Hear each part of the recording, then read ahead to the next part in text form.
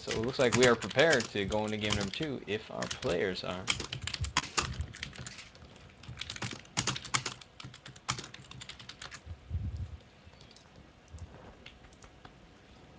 But the thing is, I only do cannon rushes once a month. Interesting. So that's so I filled my quota. I don't know. That would be a great moment to make that statement and then cannon rush. Exactly. And Zahn is thinking the same exact thing. He's not buying it. So. Good luck. Have funds have gone out. Just getting ready to start here, I We think. ready? We ready? We ready? I'm waiting for a go-go from both our players. Are ready and of course I like that. Good luck. Good luck.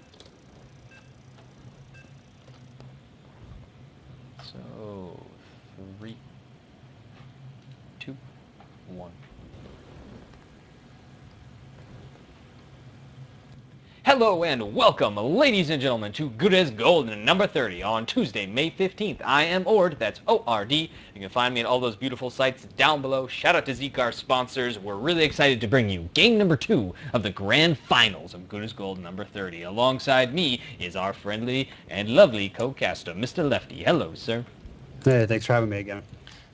Always good to have a co-caster.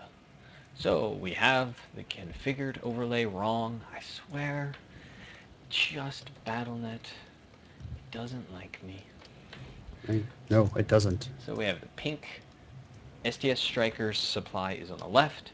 We have the yellow Zahn supply on the right. And we also need to continue to say STS Striker has 1 win. So this very well could be our last game of this tournament. It could. But speaking of games, we should probably introduce our players. In the lower right-hand corner of your screen, we have the yellow, the gold Protoss. It is Zahn. Right. And taking an early 1-0 lead in this best-of-3 series, on the left-hand side of Antigua Shipyard, we have our pink Protoss STS Striker. And we see Zahn is with an early scout here. He's going to go right in and find him. Sees the gateway, though. And he sees the gateway and he begins attacking immediately, taking out some of the aggression from that cannon rush loss that he experienced in game 1. Yes, but Zahn's going to go ahead and counter with a gateway of his own. So I think he was waiting to double check to make sure that was a gateway and not Forge again. Indeed, I'm going to open up the income rates right now, and we see, I was actually expecting Zahn to be a little bit behind because he went with the early scout, but it's still very much even. In fact, Zahn a little bit ahead at moments. So I believe STS Striker may have missed a probe timing.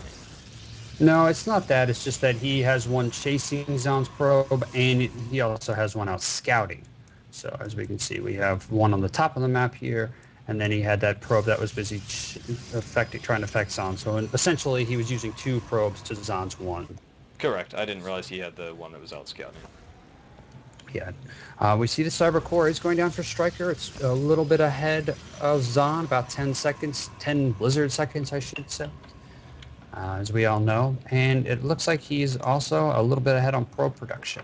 Zealots are going to come out at roughly the same time, though, as it is being chrono boosted. So Striker went north on his first and is now going cross map to find his opponent. And he finally will. An interesting thing to note, Blizzard game seconds in the lower left-hand corner. Lefty did say, as we all know, and I find that there are certain things about the game people who are really good don't know that other people find really simple. And it's an interesting task to try and be a caster for people who know nothing about StarCraft while also entertaining people who know quite a bit. So there will be times when we say things like each worker mines at a rate of 40 minerals per minute, and a lot of people who play StarCraft realize that, but people who don't play a lot of StarCraft, who remember never played and are perhaps just watching, the more mainstream folk we'll call them, it's really fun to include details like that for them, to in fact explain that this little guy that we're following across the map that has those pink highlights, that is STS's worker. He collects minerals and builds things, and they are vital in order to win any game of StarCraft. It's its delicate balance to reach, and that's one of the reasons why I enjoy someone like Total Biscuit being combined with the Apollo as a casting group. Yeah, besides the fact that they're both British, yes, completely agree with you. Well, I mean, if one of them was Scottish, that would just be fantastic. I really wish we had a great caster with a Scottish accent because, oh my God, does that make soccer awesome, or football in that case. We do, speaking of this game in particular, we see Zahn moving out with 2 Zealots and a Stalker. It'll be against 1 Stalker, 1 Sentry, and a Zealot. I'm guessing that Zahn just wants to make sure his opponent hasn't expanded, as usually it's always kind of a game of chicken in PvP to see who expands first, because that means they're probably a warp-in cycle behind. Exactly, and we do have that Stargate down for Mr. STS Striker, so we may see a Void Ray follow up to the cannons. Right, and who doesn't like skill race? I mean void race. I Yes, apologize. well, I'm sorry. Yeah, sometimes I forget which name Star Blizzard went with. Right. So we do see a Phoenix coming out first for Striker. I assume it's purely for scouting purposes. It's essentially like a super fast observer that everyone sees, but really can't do much about. And especially because Zahn's only air unit is actually in Striker's natural. And Striker tried to sneak around with that probe, and it's not going to make it. Zahn does have a forward pylon set up in what would essentially be Striker's third base here. And Striker is And more than likely delighted to see that there are a bunch of sentries that just got warped in and that Zahn is expanding, which means he does not have a lot of money invested in any anti-air. He does, however, have that warp prism moving across the map. so Stryker came down here and sniped off 2 of the Zealots with pretty nice force fields, actually, trapping both of them. And but Zahn was able to get away with that all-important Stalker, which will be very helpful should Zahn decide to, or Stryker start going to do Void Race. But it looks like he just wants to do Protoss, or Protoss. Oh, and the Phoenixes are just rallied straight on through. Oh, now they get turned around and they pick off 1 probe, a 2nd probe. The probes are being pulled. There is a Stalker in a pretty decent position. Some sentries running around to tickle from the outside. And it looks like the Phoenixes they don't have quite enough energy anymore to pick anything up. So they're going to get tickled and pushed away.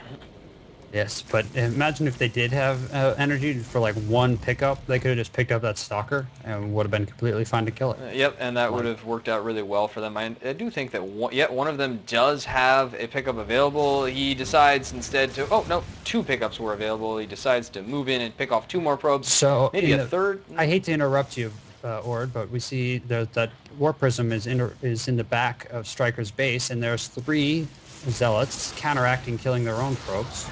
Yep, and there's some interesting force fields there, not perhaps necessary, but it does allow those Zealots to be cleaned up. And we have the Phoenixes out on the map, and they are on a perfect attack pattern to find the Warp Prism.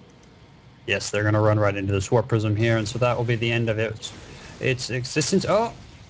2 of them pull away. I don't think he's paying attention. This is autopilot right now.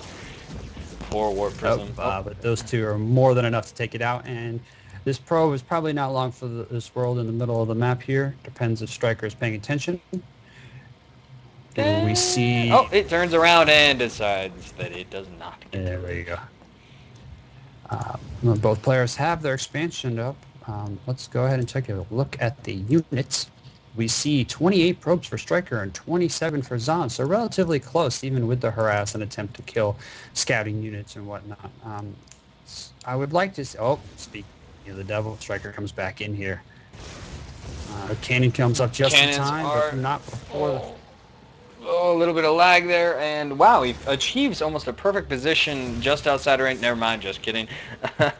He does, however, pull the Stalkers up in the main, giving an opportunity to go down to the expansion and pick off 2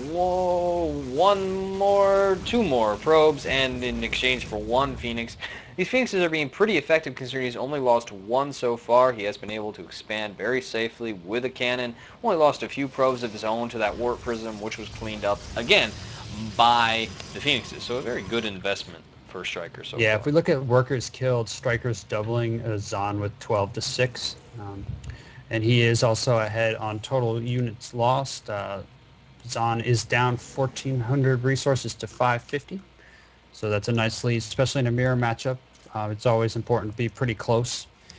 These Phoenixes are going to come back in and chill over the forts, Yeah. make sure it's not going to get chrono boosted. If only they could attack ground units. They really wanted to kill that Exactly. forge, but they didn't get a chance to. They're going to pick up two more probes.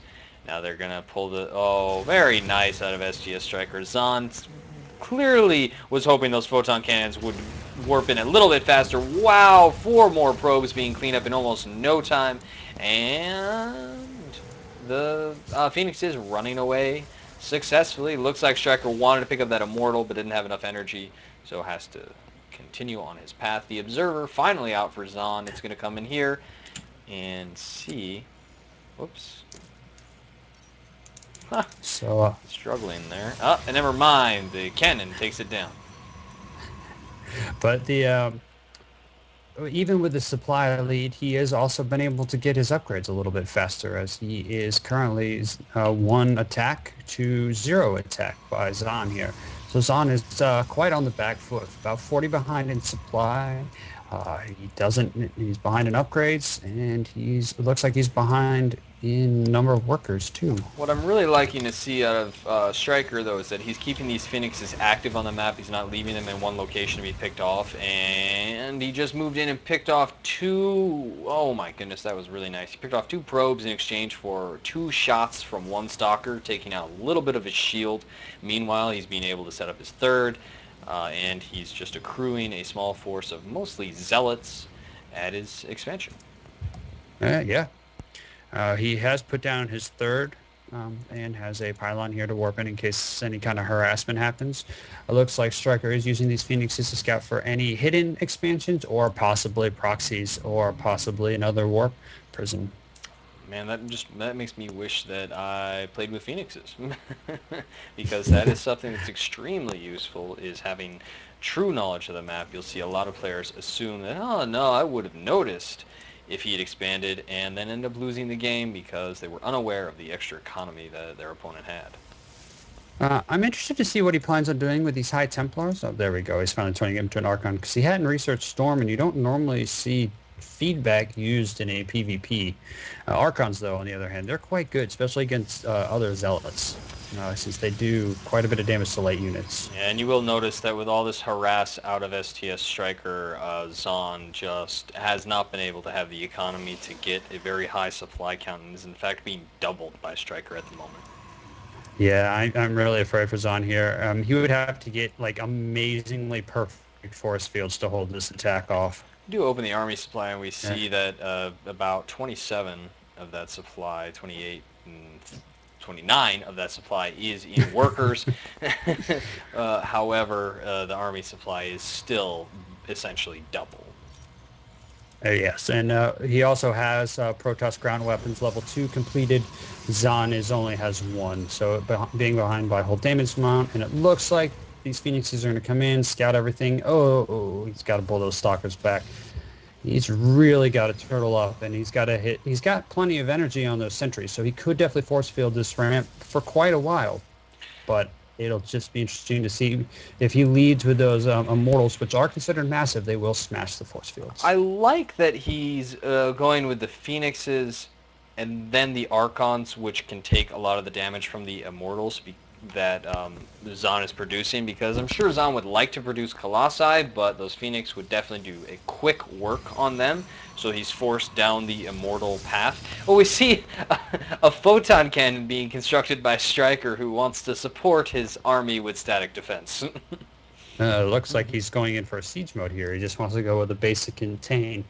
I can't really argue with that, because he knows he's ahead. He's a base up, and I would really like him just to go into attack, but if he's going to go for a contain, I'm actually okay with this cannon to go down. Yeah, he's got 2 more observers coming out. It looks like he's not positive that he has as big of a lead as he does, so he wants to send those observers in ahead of the attack, and he actually sees the observer of Zahn with his own observers at the moment, so that's probably distracting him. We got a little bit, now Zahn is aware the cannon is there. We have a nice force field out of SDS Striker, who's going to need to do that about 5 more times in order to catch up. Ooh, the Exactly. Archons finally get to the front of the Force, and now there are no more Force fields. We just have Guardian shields down, and wow, just a lot of Force fields go down on all the sides. The cannon's doing a lot of damage for Zahn. STS Striker trading extremely inefficiently right there, and the 4 Immortals for Zahn really being the heroes of that engagement. And STS Striker has Yeah. to go home with his tail between his legs. Yeah, I